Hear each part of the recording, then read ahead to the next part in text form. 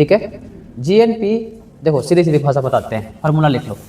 GDP हम लोग निकाल लिए थे हैं, और एफसी निकाले थे जीडीपी में माइनस, है ना, माइनस कुछ करेंगे तो नेट इनकम फ्रॉम अब्रॉड, क्या करेंगे, नेट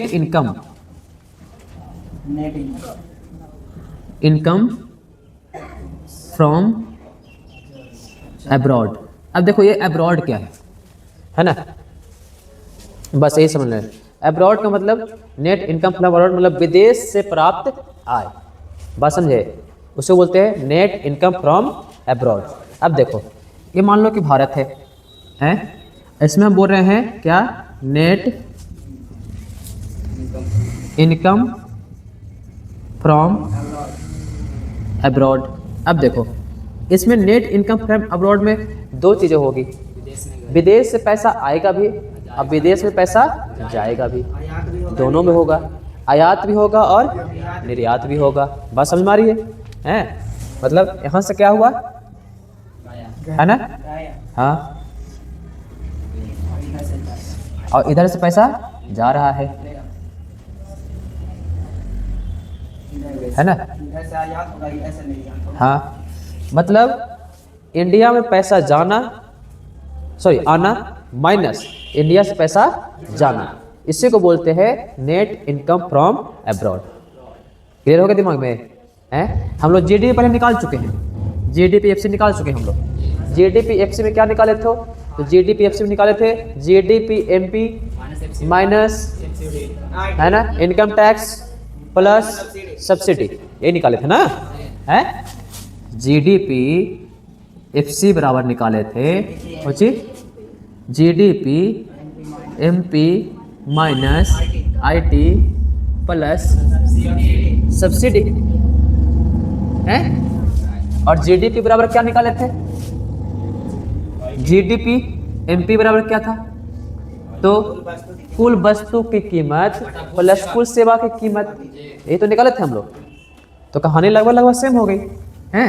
जीडीपी एफसी में निकाले थे GDP MP minus IT, IT माने इनकम टैक्स है, और सब्सिडी को ऐड कर दो जो गवर्नमेंट देती है, सब्सिडी के रूप में है। उसके बाद हम जीएनपी ग्रॉस नेशनल प्रोडक्ट में निकालेंगे कि जीडीपी एफसी पहले निकाल चुके हैं हम लोग, तो यहाँ पर ये वाला फार्मूला रख सकते हो। अब इसमें एक चीज और माइनस या प्लस करेंगे, अगर ज़्यादा होगा तो प्लस कर देंगे, कम होगा तो माइनस कर देंगे, बस मई वो करेंगे नेट इनकम फ्रॉम अब्रॉड, बाहर देशों से प्राप्त आय, बस मई बाहर देशों से प्राप्त आय को हम लोग क्या करेंगे, ऐड कर देंगे, ज़्यादा होगा तो ऐड कर देंगे, कम होगा तो माइनस कर देंगे। अब इसमें भी दो चीज़ें हैं कि हमारे यहाँ कोई चीज़ आती भी है और कोई चीज़ें जाती भी है, बात समझे, मतलब दूसरे देशों की फैक्ट्री हमारे यहाँ है, बात समझे, और हमारे देश की फैक्ट्री दूसरे देश में भी है, बात समझे। तो मान लो कि हमारा आय बाहर से 10 रुपया रहा है, लेकिन हमारे यहाँ से ले जाने वाला आय 20 रुपया रहा, तो इस कंडीशन में क्या होगा, तो -10 होगा, क्योंकि हमारे देश से पैसा अधिक क्या हो रहा है, जा रहा है। क्लियर हो गए हैं? तो नेट इनकम फ्रॉम अब्रॉड में खाली लिख ले, बाकी तो जीडीपी एफसी समझ ही गए हैं, जीएनपी क्लियर है तुम लोग का, खाली इसके बारे में थोड़ा सा लिख ले, नेट इनकम फ्रॉम अब्रॉड क्या होता है, जो यहीं पर लिख ले ऐसे करके, हाँ, घेर घार के, है ना, विदेश से प्राप्त आय माइनस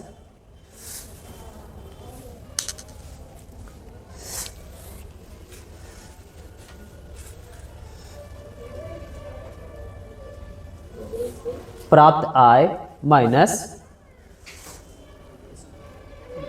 विदेश से प्राप्त आय माइनस विदेश में गया आय, विदेशों से प्राप्त आय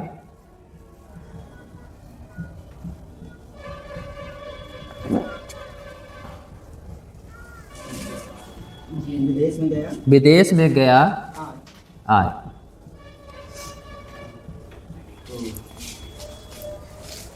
बस में जो भी विदेश में कंपनी है वहाँ से जो पैसा आ रहा है उसको हम लोग जीएनपी में रखेंगे, जो हमारे देश की फैक्ट्री है उससे जो पैसा आ रहा है उसको कुछ में रखेंगे, जीडीपी में रखेंगे। विदेश में जो कमा रहा है वो पैसा हमको भेज रहा है, वो कुछ में रखेंगे, जीडीपी नहीं, जीएनपी में रखेंगे। अभी तो बता रहे विदेश से प्राप्त आय भाई, विदेश से प्राप्त आय, तो जो बाहर से कमा रहा है हमारे देश में पैसा ला रहा है, कुछ में रखेंगे, जीएनपी में रखेंगे। और जो यहाँ कमा रहा है वो बाहर पैसा भेज रहा है, उसको कुछ रखेंगे, जीएनपी में रखेंगे। बात समझे? हाँ। लेकिन हमारे यहाँ जो रह रहा है और वो कमा रहा है पूरा पैसा, उसको कुछ में रखेंगे, जीडीपी में रखेंगे। बात समझे? वो कमा रहा है उसको रखेंगे जीडीपी में, भेज रहा है उसको कर देंगे जीएनपी में। क्लियर? हाँ, जीएनपी में भेजा, जीएनपी में, और दोनों के माइनस करेंगे तो देखेंगे कितना पैसा हमारे यहाँ आया, कितना विदेशी मनी हमारे पास आया और कितना हमारा वाला पैसा गया। बात समझे? अगर माइनस, ज़्यादातर माइनस ही होगा हमारा, क्योंकि हमारा ट्रेड बहुत कम मात्रा में होता है। बात समझ गई? तो यही कहानी है मिला जुला करके। इसके बाद एक चीज़ और आती है ना, फार्मूला, डेफिनेशन अब सता नहीं है, नहीं। चलो अब एक लास्ट फार्मूला है हम लोग का, NNP, इसको बोलते हैं नेट नेशनल प्रोडक्ट।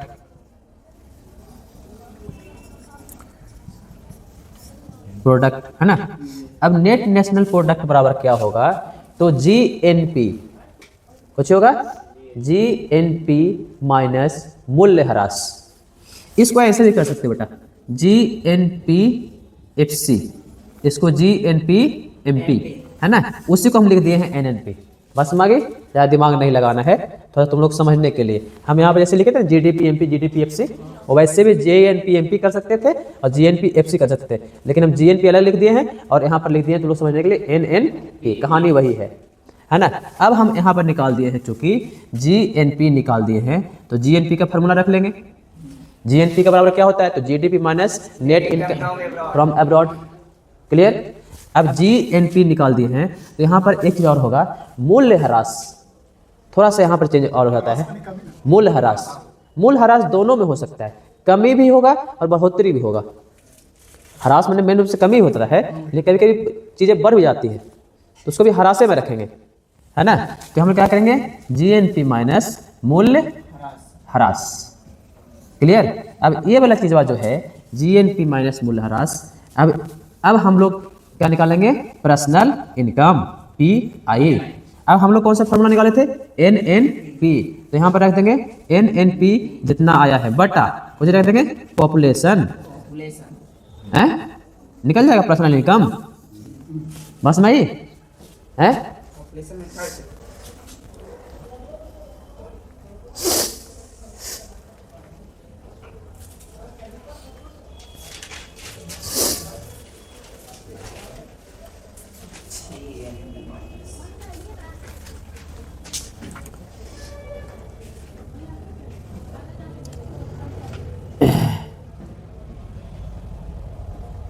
अब यहाँ पर भी एक चीज़ और हो जाएगा, PI तो हम लोग निकाल लिए हैं, है ना।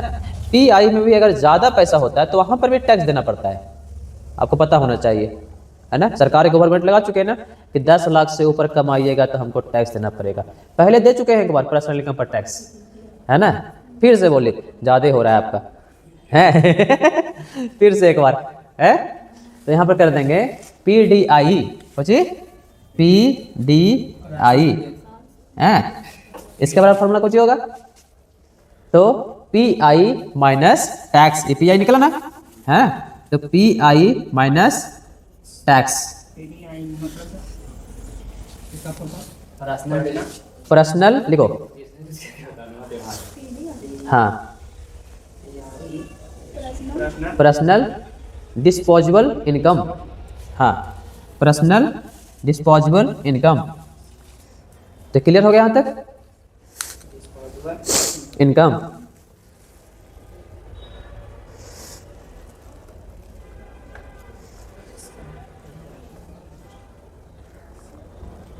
दस लाख कमाएगा तब टैक्स देना। हाँ 10, अभी 10 लाख हो गया ना इस बार, पहले 6-7 लाख था ना, हाँ उसके बाद अब हो गया 10 लाख। क्लियर? ये है आपका वर्तमान में पूरा पर्सनल इनकम, एक व्यक्ति के प्रति व्यक्ति आय निकालने का एक पूरा फार्मूला, स्टार्टिंग से लेके अब तक। स्टार्टिंग में निकाले थे हम लोग GDP है, GDPMP है, कुल वस्तु की कीमत कुल सेवा की कीमत प्लस कुल सेवा की कीमत है। क्लियर हो गया। उसके बाद GDP-FC, उसके बाद GNP, उसके बाद GNP-FC है ना, उसके बाद NNP, सॉरी NNP तो हो ही गया है ना, उसके बाद PI है ना, और लास्ट में अगर ज़्यादा होता है तो फिर PDI। क्लियर। हाँ, यही है तुम्हारा मिला जुला करके जो हम लोग पर्सनल इनकम निकालते हैं। क्लियर। अब ये होता है एक पोटेंशियल GDP। क्या होता है? Potential GDP।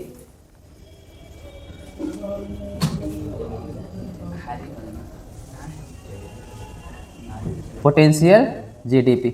अब यह हो कहता है संभावित, बोलते हैं इसको। पोटेंशियल क्या बोलते हैं? संभावित। जैसे वर्तमान के GDP के आधार पर है ना, अगले वर्ष GDP लगभग कितना रहने वाला है, इसका हम जो निरंतर निकालेंगे उसको बोलते हैं संभावित GDP। अनुमान लगाना वर्तमान के GDP के आधार पर। मान लो कि हम पिछले साल में कलम बनाए थे 10, इस साल बनाए 15, अगले साल बनाए है ना 20, बस समझे, तो 5-5 की बढ़ोतरी हो रही है। तो उसी तरह से हम लोग संभावित करेंगे। ठीक है, आगे आप जा सकते हैं तो इस लेबर के हिसाब से आप जा सकते हैं कि 5 से 7 बनाएंगे, एक्स्ट्रा आप नहीं बना सकते, बात समझे। तो ऐसे करके हम बता सकते हैं कि संभावित GDP आपका कितना रहने वाला है। क्लियर, समझ गए? कोई दिक्कत? लिख लो इसको। हाँ, संभावित सकल घरेलू उत्पाद का स्तर, संभावित सकल घरेलू उत्पाद का स्तर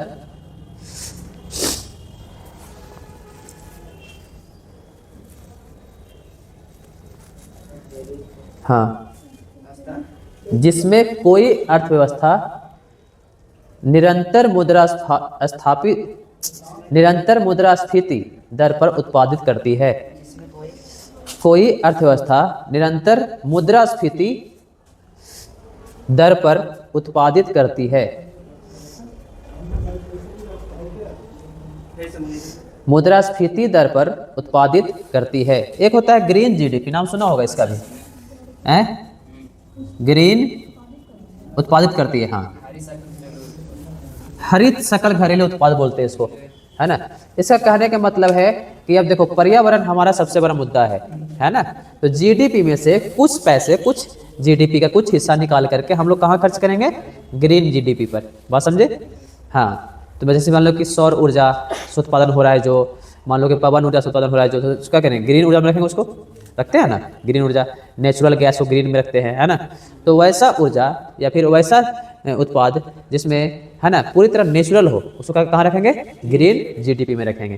क्लियर। तो लिख सकते हो GDP पर्यावरण को सामान्य खर्च करने, पर्यावरण पर सामान्य खर्च करने वाला GDP है। अब एक मॉडल आप लोग को समझना है, PPP, सामान्य खर्च करने वाला GDP है। अब थोड़ा सा हमको एक जो करना है वो करना है PPP मॉडल। आप लोग पढ़े हो PPP मॉडल? है PPP, ट्रिपल P, है ना, प्रायोरिटी परचेजिंग पावर बोलते हैं उसको। हाँ, priority purchasing power. Morning class चल रहा है क्या कि बंद है? हाँ, चल रहा है ना। अरे तभी गर्मी ठंडा का समय है थोड़ा सा। चलिए देखते हैं हम लोग PPP, है ना, प्रायोरिटी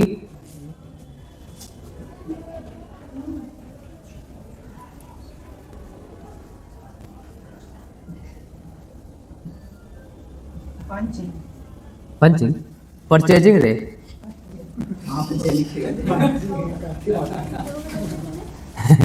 अरे हमारा अंग्रेजी भूल गए।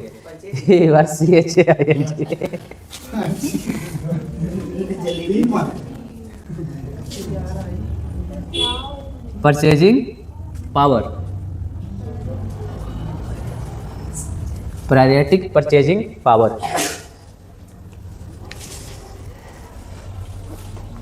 अब देखो इसमें ज़्यादा दिमाग नहीं लगाना है, जैसे कि बहुत सारा जीडीपी जो है अपने मतलब बोल सकते हो कि अपने डॉलर के हिसाब से या फिर अपने रुपया जितना उसका मजबूत होता है उस हिसाब से वो तुलना करता है।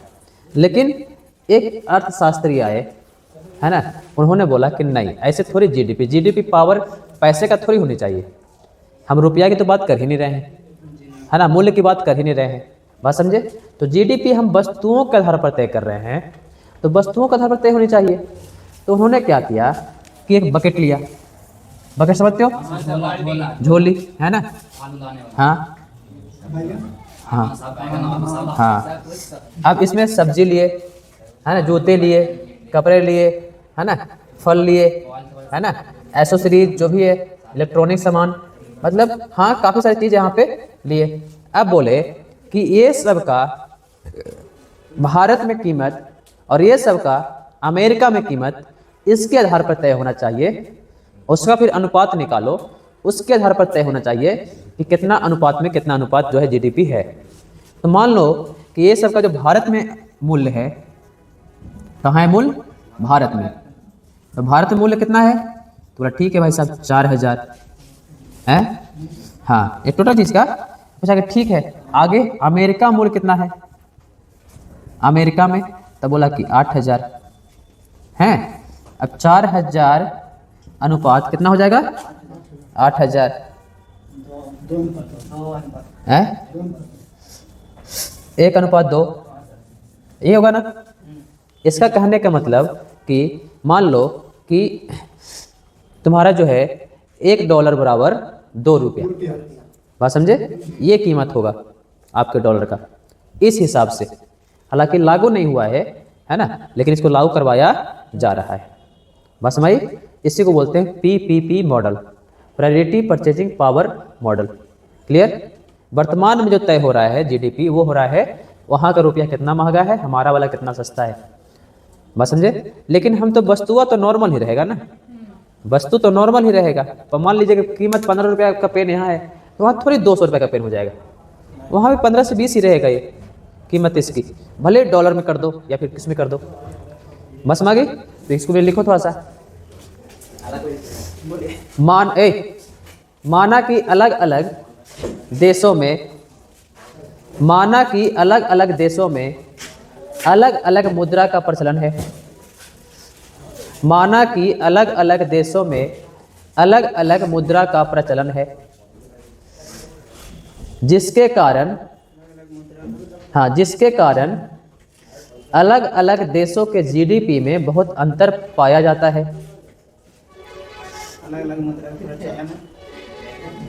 जिसके कारण अलग अलग देशों में जीडीपी में बहुत अंतर पाया जाता है,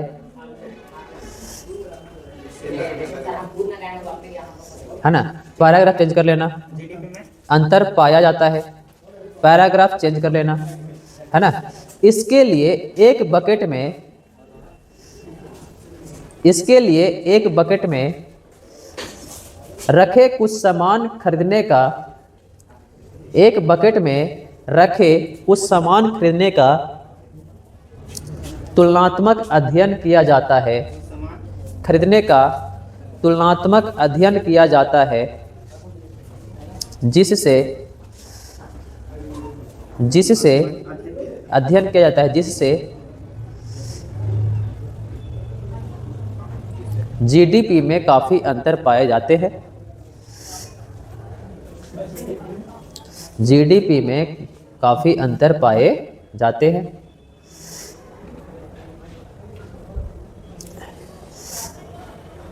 क्लियर।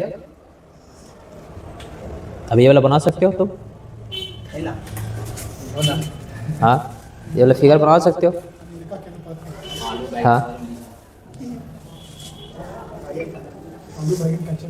अगर पीपीपी के अनुसार देखा जाए तो भारत का जो जीडीपी है, भारत का क्या जीडीपी 10.1 ट्रिलियन है, ट्रिलियन, हाँ। अभी हम लोग 4 या 5 ट्रिलियन छूने वाले हैं नॉर्मल जीडीपी के अनुसार, जो पिछला वाला पढ़ाई मॉडल उसके अनुसार, नाम सुनता होगा तुम लोग, हम लोग 5 ट्रिलियन छू देंगे, है ना। 1 ट्रिलियन में 10 के पावर कितना,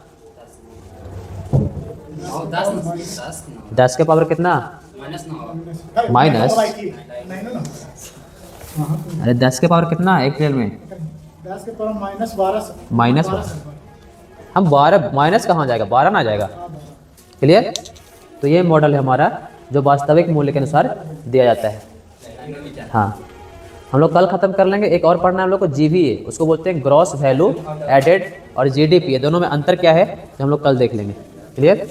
चलिएगा ही सकते हैं। अभी रहना है हमको क्योंकि अभी क्लास है।